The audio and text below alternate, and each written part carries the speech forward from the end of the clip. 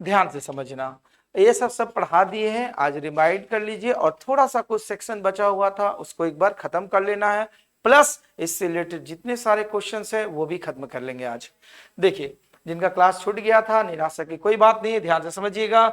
जैसे आपको बताया गया था हिंदी व्याकरण को कितने भाग में बांटा गया है, 3 भाग में बांटा गया है। एकदम जल्दी जल्दी इसको रिविजन करते जाएंगे। क्या क्या बोला गया है, वर्ण विचार, शब्द विचार और, तो अगर एग्जामिनर यहीं से क्वेश्चन पूछा जाता है तो आप तुरंत बता सकते हैं हिंदी व्याकरण को कितने भाग में बांटा जाएगा, 3। वहां लिख देगा 1 2 3 4, तो वहां 3 ऑप्शन मार देना है, ठीक है। देखिए इसके बाद क्या बोला गया, इसके बाद अगला बात में बोला गया था आपका वर्ण विचार। वर्ण के बारे में बताया गया था कि ये भाषा की सबसे छोटी इकाई होती है, ठीक है। और इसे सबसे इंपॉर्टेंट बताए थे कि हिंदी में वर्ण की संख्या कितनी होती है, 52। बार बार रिपीट करता है ये क्वेश्चंस, जिसमें स्वर की संख्या कितनी होती है, 11, व्यंजन की संख्या 39 और अयोग्यवाह की संख्या 2। ये क्वेश्चन ये जानते हैं ना, अयोग्यवाह मतलब अनुस्वार और अह,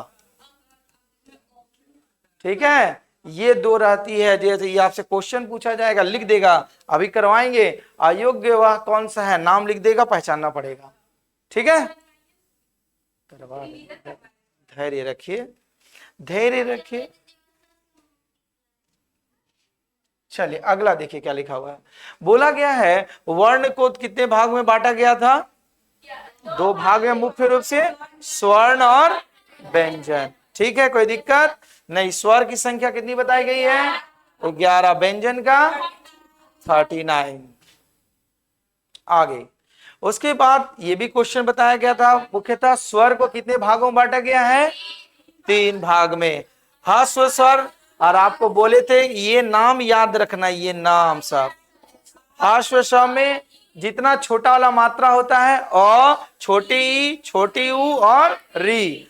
और दीर्घ स्वर में देखो दीर्घऊ नाम से ही काम होता है ना, हर से दीर्घऊ, बड़ा वाला आ, बड़ा वाला ई, बड़ा वाला ऊ, फिर इसमें ये दोनों रहता है ए, ओ और औ, और एक प्लुत स्वर जो ओम शब्द की तरह उच्चारण होता है, ठीक।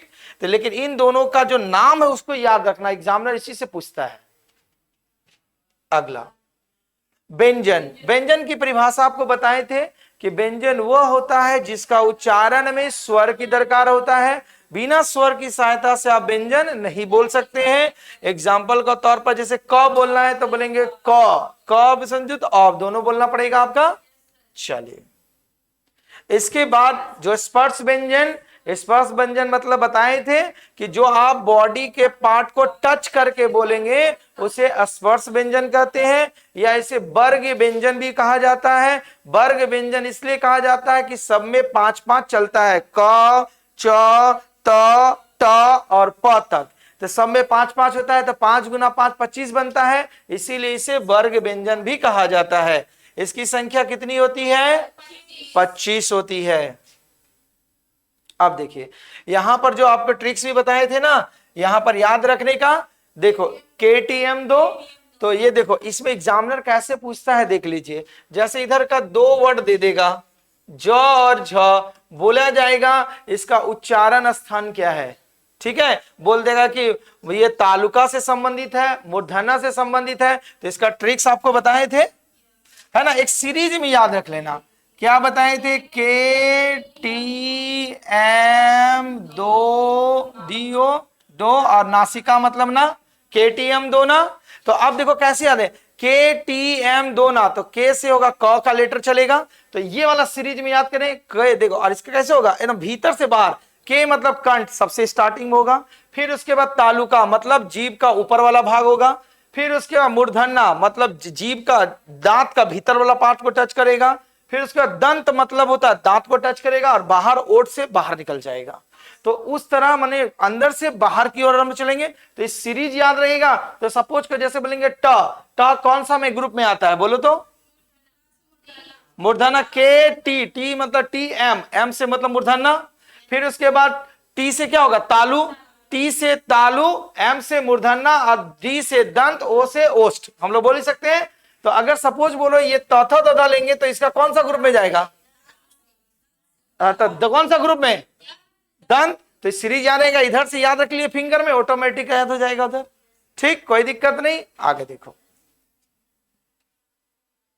आगे इसमें नाम आपको बोल दिए थे, ये दोनों, ये चारों नाम को अच्छी तरीका से याद रखना है। अंतस्थ व्यंजन, अंतस्थ व्यंजन की संख्या कितनी होती है? 4, जो बिना रुकावट का बोल देंगे यरलवा, मतलब कोई भी इसमें एयर का बाउंडेशन नहीं होता है। ठीक, फिर उष्ण व्यंजन मतलब जो पूरा तेज से स स स और उसमें एक ह साउंड होता है। ठीक, और संयुक्त व्यंजन मतलब जो एक से ज्यादा व्यंजन के बना होता है, छ, त्र, ज्ञ और ये श्रवण वाला स, ये 4 याद रखना है। और द्विगुण व्यंजन में ध ढ होता है। ठीक, और अयोग्य वा में का अनुकरण में स्वर का केस में भी होता है इसका यूज, और व्यंजन का केस में। तो ये नाम याद रख लेना कि अंतस्थ व्यंजन, वहां लिख देगा यर अलावा कौन सा व्यंजन है, तो पता रहेगा तब। ठीक है, अभी आएगी क्वेश्चंस। चलो, उसके बाद आपको बताया गया था कि वर्णों का जो उच्चारण होता है उसकी उच्चारण के दृष्टिकोण से इसे 6 भाग में बांटे थे। वही जो हम लोग लिखा हुआ था, कंठ से, तालव्य से, मूर्धन्य से, दंत से, ओ से और नाक से। अब देखो क्या हुआ, आपका वहां एग्जाम में लिख देगा कि कंठ से किन किन का उच्चारण होता है। तो ये बोल दिए थे ना, क ग्रुप तो होता ही है, लेकिन ये अ और आर, वहां लिख देगा कौन सा स्वर का उच्चारण होता है, लिख देगा कंठ से किस स्वर का उच्चारण होता है, तो वहां और याद रहेगा तब। और व्यंजन में देखिए इधर एक तो ह छिपा रहता है, गो एकलौता, एकलौता बहुत ही खतरनाक होता है, इसलिए याद रखिएगा। ये कौन सा ग्रुप में आता है? कंठ वाला ग्रुप में आता है ह। फिर उसके बाद तालव्य वाला ग्रुप में कौन सा स्वर यूज होता है? छोटी ई और बड़ी ई। और मूर्धन्य में कौन सा यूज होता है? री का। और दंत में ल। देखो यहां पर था ना, कल एक गलती बोल रहे थे, जो यहां पर क्या होगा आपका? मूर्धन्य स है ना, तो ये होगा, ये वाला स होगा, हाँ यही वाला मूर्धन्य, इसमें ये होगा। और दंत सा, दांत से ही नाम हो जाता है, ये हो जाता है। ओष्ठ मतलब ओठ से बोलने वाला कौन कौन सा स्वर है आपका? स्वर, छोटी यू और बड़ी यू, क्योंकि एग्जामिनर जानता है ये सब बोल देगा, लेकिन यहीं पर वो कंफ्यूजन होगा। ठीक है, और नाक से बोलने वाला जितना नासिका मतलब जितना भी वर्ग का ग्रुप होता है, क ग्रुप जितना भी आपका होगा, क ग्रुप होगा, च ग्रुप होगा, त ग्रुप होगा, प ग्रुप होगा, ये सभी जितना होगा उसका लास्ट लेटर जितना होता है सब नासिका से आप बोल सकते हैं। यहां तक तो कोई दिक्कत नहीं थी। अब इंपॉर्टेंट सेक्शंस में आइए, ये तो कल बता दिए थे अंतस्थ। अब आइए, वर्णों का जो उच्चारण जो होता है ये आपका कहां कहां से होता है? देखिए, कंठ और तालुका से जब उच्चारण होगा तो उसे कंठ तालुक के बोलते हैं। वो 2 लेटर है, कौन कौन सा है? ए और ए। तो कंठ और तालुक्या से उच्चारण होने वाले शब्द जो है ए और ए है। फिर इसके बाद कंठ और ओठ दोनों का कंबाइन करके जो बोलेंगे उसी को बोला जाता है कंठोस्त्य। तो इसके साथ उच्चारण वाला कौन सा 2 वर्ड है? ओ और औ। फिर दंतोष्ट मतलब दांत और ओठ से मिलकर बनाने वाला उच्चारण करने वाला वर्ड कौन सा है? वाह। ठीक, इसके बाद देखिए यहां आएगा, आपसे पूछा जाएगा अक्षर कितने प्रकार के होते हैं। याद रखिएगा, एग्जाम में पूछेगा 2 प्रकार का, एक है वर्धाक्षर और एक मुक्ताक्षर। वर्धाक्षर का मतलब क्या होता है? जिसका अंतिम ध्वनि व्यंजन हो। व्यंजन कहने का मतलब देखो, प व्यंजन है ना हमारा, तो आप जैसे बोले तो इसका एंड किससे हो रहा? व्यंजन से हो रहा। तो जिसका अंत होगा व्यंजन से स्वर में उसे वर्धाक्षर बोलेंगे, वर्धाक्षर। ठीक है, और जिसका प्रारंभ, जिसका अंतिम स्वर जो होगा स्वर होगा तो उसे बोले मुक्ताक्षर। तो ये पूछेगा नहीं, लेकिन केवल पूछ रहा है आपका अक्षर कितने टाइप के होते हैं? 2 तरह के। कौन कौन सा? वर्धाक्षर और मुक्ताक्षर। वर्धाक्षर का मतलब क्या होता है? जिसका अंतिम ध्वनि व्यंजन। देखो ट्रिक्स, देखो ट्रिक्स, ब यहां भी है और आधा ब भी यहां भी है। वर्धाक्षर मतलब जिसका अंत व्यंजन, ब भी बोलते हैं ना, तो जहां वर्धाक्षर रहेगा तो उसका अंत किससे होगा? व्यंजन से। अब यहां तो मुक्ताक्षर है तो डेफिनेटली एगो स्वर से होगा। ट्रिक्स याद रहेगा, वर्धाक्षर मतलब व्यंजन से अंत होगा, मुक्ताक्षर मतलब स्वर से होगा। तो अक्षर कितने प्रकार का होते हैं? 2। ठीक है, वेरी वेरी इंपॉर्टेंट। यही वाला पूछे जाएगा आपसे एग्जाम में। अल्प प्राण, महाप्राण, घोष और अघोष। देखिए अल्प प्राण क्या होता है? प्राण मतलब समझते हैं वायु, वायु के बिना हम लोग सांस ले सकते हैं? नहीं, बस वही कॉन्सेप्ट पर बना हुआ है। बोला अल्प प्राण जिन वर्णों के उच्चारण में मुख से कम सांस निकले, आपका कम मतलब क्या एयर निकले, उसे बोला जाता है अल्प प्राण। ठीक है, अब इसको पहचानने के लिए आपको पूछा जाएगा, एग्जाम में परिभाषा ही नहीं पूछी जाती है, लिख देगा और बोलेगा कौन कौन सा अल्प प्राण है। तो बोला गया प्रत्येक वर्ग, वर्ग मतलब आपका ये गलत लिखा गया है, ये वाला अंग यहां आ गया है प्रिंटिंग में, या यहां पर आएगा और आपका ट ठ ड ढ न, फिर इसके बाद एक ग्रुप आएगा त वर्ग। त वर्ग में आपका जाएगा त थ द ध न और एक प वर्ग जाएगा। प वर्ग में जाएगा प फ ब भ म। 1 2 3 4 5, 5 वर्ग का ग्रुप हो। तो देखिए ये आपको एग्जामिनर क्या पूछा जाएगा, वो बोलेगा अल्प प्राण इसमें कौन कौन सा है पहचानिए। तो इसका ट्रिक्स क्या है, देखिए जिस वर्ग का, वर्ग मतलब देखो सब में 5-5 लेटर है आपका, है ना। तो इसका देखो पहला, तीसरा और पांचवा, देखिए पहला, तीसरा और पांचवा को बोला जाता है अल्प प्राण वर्ण। क्या बोला जाता है? वर्ग का पहला, तीसरा और पांचवा क्या बोला जाएगा आपका? अल्प प्राण। तो वहां कैसे याद तो रखने पॉसिबिलिटी नहीं है, तो वहां कुछ भी लिख देंगे तो ट्रिक्स याद रखिएगा। 1 3 5 अल्प प्राण का कोड क्या है? 1 3 और 5, 135 नंबर याद रहेगा। 135 नंबर मतलब 1 3 5 अल्टरनेट में। तो किसी भी वर्ण का, वर्ग के वर्ण का अल्टरनेट वाला जो वर्ण होता है वो अल्प प्राण होता है, मतलब क के बाद ग होगा, ग के बाद अंगा होगा।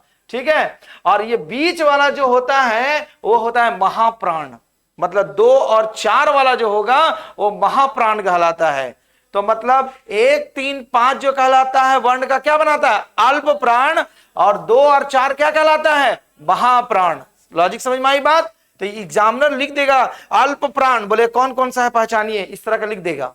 तो आपका कोड याद रहेगा तब तो कि 1 3 और 5, 135 नंबर किसका है? अल्प प्राण का और महाप्राण का। उसके बाद जो बचेगा 2 और 4। कॉन्सेप्ट समझ में आई बात? तो देखो रेड कलर से इसीलिए लिख दिए, कोई को हट गया है, तो इसीलिए अल्प प्राण में कौन जाएगा? च झ और या, ट ढ और न, त द और न, प ब और म, ये सभी क्या जाएंगे आपके? अल्प प्राण में जाएंगे। उसके बाद देखो अल्प प्राण के बाद आता है महाप्राण। सेम वही केस में प्रत्येक वर्ग का दूसरा और चौथा अक्षर महाप्राण होता है, और इस विसर्ग की तरह इसमें ह की ध्वनि उत्पन्न होती है, और इसमें उष्ण वर्ण महाप्राण भी कहलाता है। देखो उष्ण वर्ण बताए थे ना, क्या? श श स और ह, मतलब वर्ग के अलावे जितने ये उष्ण प्राण होते हैं वो सभी महाप्राण कहलाते हैं। तो याद रखिएगा, देखिए जो यूनिक रहेगा उसको कभी नहीं भूलिएगा।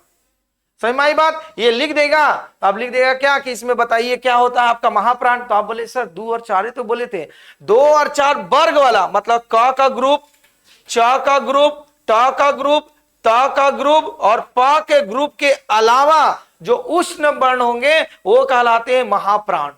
समझ में आई बात? तो इससे अच्छी तरीका से याद रखिएगा, रहेगा लॉजिक। कौन कौन सा? स और ह क्या कहलाएंगे? महाप्राण। उष्ण वर्ण है लेकिन महाप्राण कहलाएंगे। तो महाप्राण को कैसे पहचानिएगा? वर्ग का दूसरा और चौथा वाला महाप्राण। और अल्प प्राण को कैसे पहचानिएगा? पहला, तीसरा और पांचवा वर्ग का, वो कहलाते हैं आपका क्या? अल्प प्राण। दिक्कत कोई नहीं। अब आइए 2 और सेक्शंस, घोष और अघोष। देखिए घोष का क्या होता है, इसमें आपसे एग्जामिनर में पूछेगा अघोष पहले, फिर उसके बाद घोष है।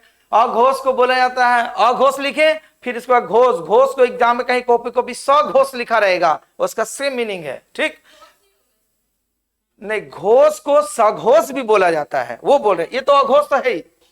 ठीक है, तो अघोष का इसका टोटल नंबर की संख्या एग्जाम में पूछती है, तो कितनी है टोटल नंबर?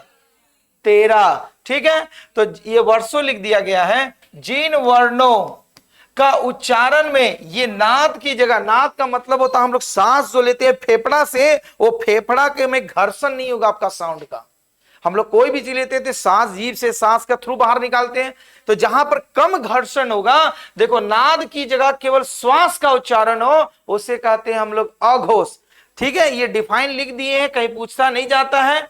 तो इसका मेन पहचान, इसकी संख्या टोटल आपसे पूछा जाएगा कि अघोष की कुल संख्या कितनी होती है, तो कितना बोलेंगे 13। अब बोलेंगे सर इसको पहचानेंगे कैसे? इसकी पहचान है जितने भी वर्ण, वर्ग वर्ण है, वर्ग मतलब क, च, ट, त और प का पहला और दूसरा लेटर जो कहलाएगा, देखो पहला और दूसरा लेटर सभी अघोष कहलाते हैं। सबका पहला और दूसरा, क और ख का, च बोलो, ओ त ध्वनि होगा, त और थ होगा, पेंडिंग गलत हो गया। तो क और ख पहला, दूसरा च और छ, तीसरा में ट और थ, चौथा में त और थ, चौथा में प और फ, ये ग्रुपिंग में हो गया। अब इसके अलावे देखो स, स और स, ये कौन सा प्राण ये है, वर्ण है, उष्म प्राण है, उष्म प्राण का 3, तो इधर हो गया 2, 4, 6, 8, 10 और 3। तब आपसे पूछा जाएगा अघोष वर्ण की संख्या कितनी होती है, कितना बोलेंगे? अरे आपको तो हिंदी ऑनर्स है, आपको तो सब पता होना चाहिए। जिसका हिंदी ऑनर्स को तो सब पता होना चाहिए। हाँ तो सब पता क्यों नहीं होना चाहिए? अब मान लो जो मैथ ऑनर्स है, तो नॉवेल्स का पढ़े, तो इसका मतलब बिना ग्रामर पढ़े नॉवेल्स पर पहुंचेंगे। हाँ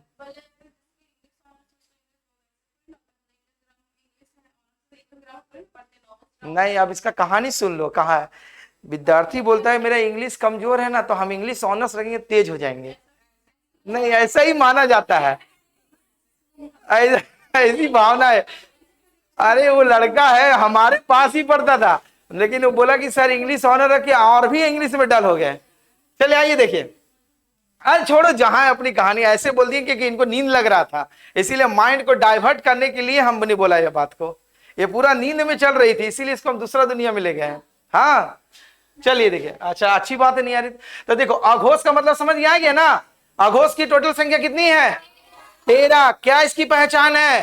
वर्ग कर्ण का पहला और दूसरा, और उष्म वर्ण का 3 लेटर स, स, स। ठीक है, तीनों स है। अब आइए घोष वर्ण व्यंजन, घोष व्यंजन को इसको सघोष भी कहीं कहीं लिखा रहेगा। ठीक है, तो देखो घोष को बोले 13, तो सघोष उसका उल्टा बोल दो। 13 का उल्टा कितना होता है? 31। देखो लिखा हुआ है, बस बोला गया। जिन वर्ष लिख दिया गया, जिन वर्णों के उच्चारण के में केवल नाद का उपयोग, नाद मतलब जो फेफड़ा से एयर बाहर निकलता है, दैट इज कॉल्ड नाद, तो उसे नाद का उपयोग होता है, उन्हें घोष वर्ण कहा जाता है। इसकी संख्या कितनी होती है? 31। इसकी पहचान क्या है? इसकी पहचान देखो, ये 2 स्टार्टिंग में क्या था आपका? घोष था ना, अघोष था, तो ये सब क्या बनेगा? सघोष या घोष बनेगा। ठीक है, तो मतलब किसी भी वर्ण का अंतिम का 3 लेटर जितना भी होगा वो घोष या सघोष कहलाएगा। उसके अलावे जितने भी स्वर के हैं अ से लेकर ओ तक, वो क्या कहलाते हैं आपके? सघोष। तो अस्वर की संख्या टोटल कितनी बताई गई है? 11 बताई गई है। ठीक, तो 11 में बाकी जोड़ दो, 3, 3, 6, 3, 9, 3, 12 और 3, 15। 15 और 11 कितना हो गया? 26। और यहां देखिए य, र, ल, व, एक और होगा, गलत गिनाया है तब। 1, 3, 3, 6, 3, 9, 3, 12, 3, 15, 16, 17, 18, 19, ये कहां गायब हुआ? टोटल इसका 31 को संख्या होती है। ठीक है, नहीं इसका ब, य, र, ल, व, एक और होगा कोई लेटर, तो टोटल। अच्छा तब मैं भी देख लेना, तो य, र, ल, व, ह, तब 31 टुकुर जाएगा ना। तो इसका जो होगा तो कितना होगा घोष की संख्या 31। तो इसको आइडेंटिफाई, पहचान क्या है, पहचान इसका याद रखिएगा कि अंतिम का 3 लेटर सघोष कहलाता है, और अघोष बोलेंगे तो पहला 2 लेटर। और अल्प प्राण का पहचान क्या है, अल्टरनेट वाला संख्या, और अल्प प्राण का संख्या कितना बोले, अच्छा अल्टरनेट वाला, और आपका महाप्राण का संख्या, महाप्राण कितना बोले 2, 2 और 4। लॉजिक समझ में आया। अब यहां से क्वेश्चंस देखिए, यहां से सब क्वेश्चन चालू हुआ है, सब में देखो यहाँ टाइमर लगाते जाएंगे और खाली लिखते जाना ABCD में कौन सा होगा जवाब। ठीक है, चलिए स्टार्ट कीजिए। ये टाइमर देखिए कितना है, 5 मिनट के भीतर में जवाब मार देना है 20 क्वेश्चन का। कार्रवाई समाप्त।